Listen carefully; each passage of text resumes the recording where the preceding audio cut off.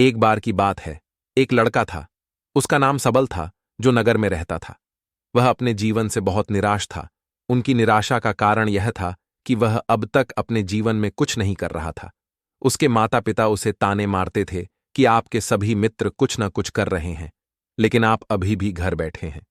दोस्तों के बीच भी अक्सर उनका मजाक उड़ाया जाता था। वह कहीं जाता तो लोग उससे पूछते कि आप क्या कर रहे हैं। उसे यह बताने में भी शर्म आ रही थी। वह कुछ नहीं कर रहा था। धीरे धीरे उसने रिश्तेदारों से मिलना जुलना कम कर दिया और लोगों से मिलना भी बंद कर दिया। वह ज्यादातर समय घर पर ही रहता है। वह अकेला रोता है और भगवान को कोसता है और अपनी किस्मत को दोष देता है। अब उसे अपना जीवन बोझ लगने लगा था। कभी कभी वह सोचता कि कब वह कुछ करने के योग्य बनेगा, और फिर वह सोचता कि जिंदा रहने से अच्छा मर जाना है। एक दिन वह अपने नगर की एक गली से गुजर रहा था। तभी उसने देखा कि एक उपदेशक दुख और परेशानियों पर उपदेश दे रहा है। वह भी उसी भीड़ में सबसे पीछे बैठ गया और गुरु के प्रवचन सुनने लगा। उपदेशक कह रहा था, दुख एक शिक्षक की तरह है, जो हमें जीवन की सच्चाई दिखाता है और हमें जीने का सही तरीका सिखाता है। आप चाहें तो जिंदगी जीना भी सीख सकते हैं। गुरुजी उपदेश दे रहे थे कि तुम चाहो तो कुछ भी हासिल कर सकते हो, और अगर चाहो तो एक कोने में बैठकर रो सकते हो। इन सभी बातों को सबल ध्यान से सुन रहा था, लेकिन शिक्षक की यह बातें पसंद न। उसने खड़े होकर कहा कि कुछ भी सिखाने से दुख दूर नहीं होता। इसमें केवल दर्द होता है। दुख की पीड़ा अनंत है। ऐसा लगता है कि इसके बाद कुछ होने वाला नहीं है। इससे कुछ भी फर्क नहीं पड़ता है। इसके सामने तो मौत भी छोटी लगती है। उपदेशक ने कहा, फिर तुम्हारा दुख क्या है? सबल ने उसके सामने अपनी सारी बात सुनाई और पूछा, मेरे दुख का कोई उपाय है तुम्हारे पास? यह सुनकर शिक्षक मुस्कुराए और बोले, तुम उस दिन मेरे पास आओ जब आपके जीवन में वास्तविक दर्द हो। मैं आपकी समस्या का समाधान अवश्य करूंगा। यह कहकर गुरु वहां से चला गया। सबल ने सोचा, कहीं मेरा दुख नकली तो नहीं है? क्या मैं जिस दर्द से गुजर रहा हूं वह नकली है? मेरा दुख कोई नहीं समझ सकता। जब मां बाप नहीं समझते तो गुरु क्या समझेगा? उनके दुखों से व्यथित होकर सबल ने एक फैसला लिया कि अब वह कुछ करेगा। सबल ने एक छोटा व्यवसाय शुरू किया, पर उसे सफलता नहीं मिल रही थी। लेकिन उसके घर वाले पूछते हैं कि क्या वह कुछ कोशिश कर रहा है। वह अपने व्यवसाय में लगा रहा और धीरे धीरे उन्हें सफलता मिलने लगी। फिर उसने गति पकड़ी और केवल 3 साल के अंदर ही वह एक बड़ा बिजनेसमैन बन गया। अब सबल के आसपास ऐसे कई लोग थे जो उसकी परवाह करता था, जो उससे प्यार करता था। अब उनके परिवार के सदस्य भी उसकी तारीफ करते नहीं थक रहे थे। दिन ब दिन उसके मित्रों की संख्या बढ़ती जा रही थी। अब वह अपनी जिंदगी से बहुत खुश था। उनके कुछ दोस्तों ने उन्हें सलाह कि जब आप एक बड़ा बिजनेसमैन बनकर बहुत खुश हैं, तो सोचिए आपको कितनी खुशी होगी अगर आप इस शहर और इस राज्य के सबसे बड़े बिजनेसमैन बन जाते हैं। कितने लोग आपसे जुड़ना चाहेंगे, आपकी कितनी बड़ी ख्याति होगी, और स्वयं राजा भी आपसे दोस्ती करना चाहेंगे और जरूरत पड़ने पर ही आपसे पैसे उधार लेंगे। दोस्तों की यह बात सबल के मन में घर कर गई। अब वह और पैसे कमाने की कोशिश करने लगा, लेकिन उसे यह सब बहुत ही जल्दी चाहिए था। वह समय बर्बाद नहीं करना चाहता था। उनका अधिकांश समय इन चीजों को प्राप्त करने में गलाने लगा। इसलिए वह ऐसे काम करने लगा जो सही नहीं था। उसने बड़ा उधार लेना शुरू कर दिया। उसके दोस्तों से पैसे की मात्रा और अधिक मुनाफा कमाने के लालच में वह अपने माल में मिलावट करने लगा। उसने अन्य व्यापारियों के खिलाफ भी साजिश रची और उन्हें डराया धमकाया। जैसा उसके दोस्त कहते थे वैसा ही करता था। वह इन तरीकों से ज्यादा पैसा कमा रहा था, पर अब उसके जीवन में पहले जैसा चैन न था। उनके मन की शांति गायब हो गई थी और वह रात को सो नहीं पाता था। वह हंगामे में रहता था। वह सब कुछ पाकर भी उन्हें किसी चीज में सुख नहीं मिल रहा था। एक दिन सबल अपनी गाड़ी में कहीं जा रहा था। तभी रास्ते में उन्हें उपदेशक का आश्रम दिखाई दिया। वह रुका और गुरु के पास जाकर बोला, संत, आपने मुझे मेरे पास आने के लिए कहा था जब मेरे जीवन में सच्चा दुख आता है। अब मैं बहुत दुखी हूं कि मेरी नींद हराम हो गई है।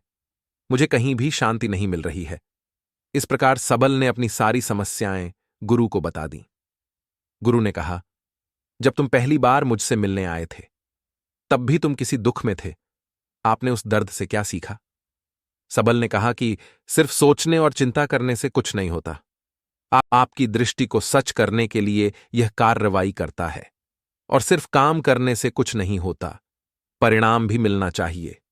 जब आपको लगता है कि आपका लक्ष्य हासिल नहीं होने वाला, तब राह में चाहे कितनी भी मुश्किलें आ जाएं, मन कितना भी निराश क्यों ना हो, कितना भी लगता हो कि अब कुछ नहीं होने वाला है, तभी विश्वास करें, मैं जो भी कर रहा हूं उसमें अवश्य सफल होऊंगा। खुद पर ध्यान दो, लोगों पर नहीं। लोग केवल सफल लोगों का सम्मान करते हैं। कोई कितना भी अच्छा क्यों ना हो, वह हमेशा लोगों की नजरों में बोझ बने रहते हैं। यह सब सुनकर उपदेशक मुस्कुराया और बोला, जब आपके पास है तो यह वास्तविक दुख नहीं है। अपने जीवन में वास्तविक दुख आए तब मेरे पास आओ, मैं उसे ठीक कर दूंगा। सबल ने जाते समय साधु को सोने के सिक्कों से भरा घड़ा भेंट किया। घड़े को देखकर गुरु ने कहा कि यह मेरे किसी काम का नहीं है, उस पेड़ के नीचे गड्ढा खोदकर गाड़ दो। सबल ने घड़े को पेड़ के नीचे दबा दिया, जैसा कि गुरु ने बताया, और वहां से चला गया।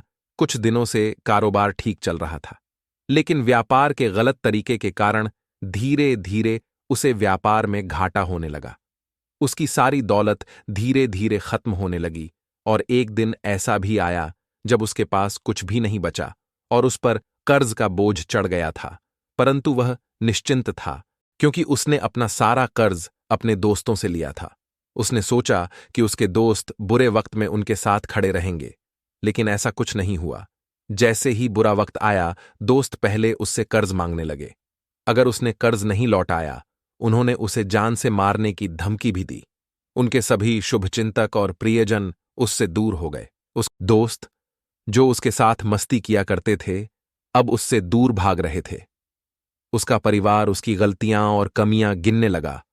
उनकी सारी संपत्ति नीलाम कर दी गई और उसके पास कुछ भी न बचा। जब उसने अपने पिता से मदद मांगी, पिता ने कहा कि मेरे पास थोड़ी सी संपत्ति है, मैं तुम्हारी मां को क्या कहूंगा अगर मैं तुम्हें दे दूं। यह संपत्ति हमारा अंतिम उपाय है। सबल के मन में गहरा दुख छा गया। उसके आसपास कोई नहीं था जो उनके दुख को समझ सके, जो उसे संभाल सके। जनता के इस विश्वासघात के कारण वह अंदर से टूट चुका था।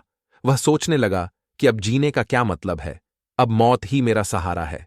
वह आत्महत्या करने के लिए पहाड़ी पर जा रहा था। तब से उसे याद आया कि उस शिक्षक ने उससे कहा था, मेरे पास आओ जब तुम्हारे जीवन में वास्तविक दुख हो। सबल गुरु के पास गया और अपनी सारी व्यथा सुनाई। आंखों में आंसू लिए उसने कहा, हे गुरुजी, मेरे दुख का निवारण कीजिए। गुरु ने कहा, जब जीवन में असली दुख होता है तब मेरे पास आ जाना, मैं इसे जरूर ठीक करूंगा। सबल ने कहा कि ये क्या हो रहा है, मेरी जिंदगी में अभी दुख नहीं है, तो आखिर असली दुख क्या है? गुरुजी ने सबसे कहा कि पहले आप मुझे बताओ, आपने अपने दुख से क्या सीखा? सबल ने कहा कि मैंने वह सीखा, जो लोग हमारे जीवन में आते हैं वह हमारी सफलता और प्रगति के कारण वो हमें धोखा जरूर देंगे, क्योंकि बुरे समय में वे हमारे साथ नहीं खड़े होंगे। वे अच्छे समय में ही हमारा फायदा उठाएंगे और बुरे समय में हमें छोड़ देंगे।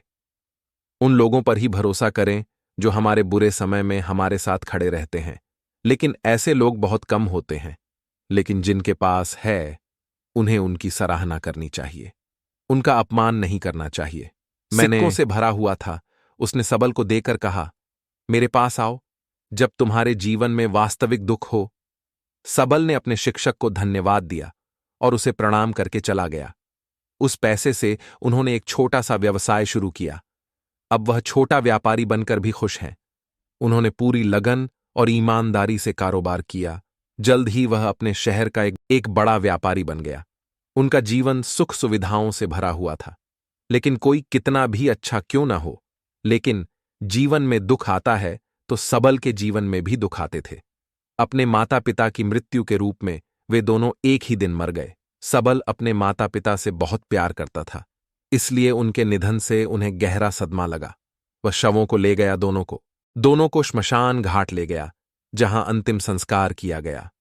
वहां उसने अपने माता पिता का शव जलता हुआ देखा तो उनका मन बेचैन हो उठा। उसके मन में कई सवाल उठने लगे। वह घर वापस आ गया, इसलिए उसने अपने माता पिता के घर और संपत्ति को देखा जिसके लिए उनके पिता हमेशा लड़ते रहे। आज जो छूटा पड़ा है, जिन्होंने इसकी देखभाल की, इसके लिए लड़ने वाले इस दुनिया से चले गए। उसके पिता ने जो कुछ कमाया वह सब यहीं रह गया। एक दिन पहले तक उसके पिता मारपीट करते थे किसी के साथ उसकी संपत्ति के लिए। आज वो खुद इस दुनिया से चले गए। उसका मन ऐसे अनेक विचारों के बवंडर में था। वह अंदर से अकेला और डरा हुआ महसूस कर रहा था।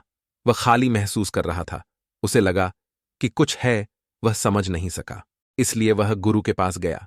उसे देखकर गुरुजी ने कहा, क्या जीवन में कोई दुख है? सबल ने कहा, वैसे तो जीवन में कोई दुख नहीं है, सब कुछ अच्छा चल रहा है, लेकिन आज मेरे माता पिता का देहांत हो गया है। मैं इस घटना से बेहद दुखी और परेशान हूं। गुरुजी ने कहा, इसमें दुखी होने की क्या बात है? एक दिन सबके अपनों को मरना है। मौत का उम्र से कोई लेना देना नहीं है। ये सभी को प्रभावित करता है। मास्टर जी की ये बातें सबल के मन में घर कर गईं और वह चुपचाप चला गया। लेकिन उसका मन अभी भी बेचैन था। वह खाली महसूस कर रहा था। वह सारा दिन अपने बारे में ही सोचता रहा कि वह कौन है, वह इस दुनिया में क्यों आया है।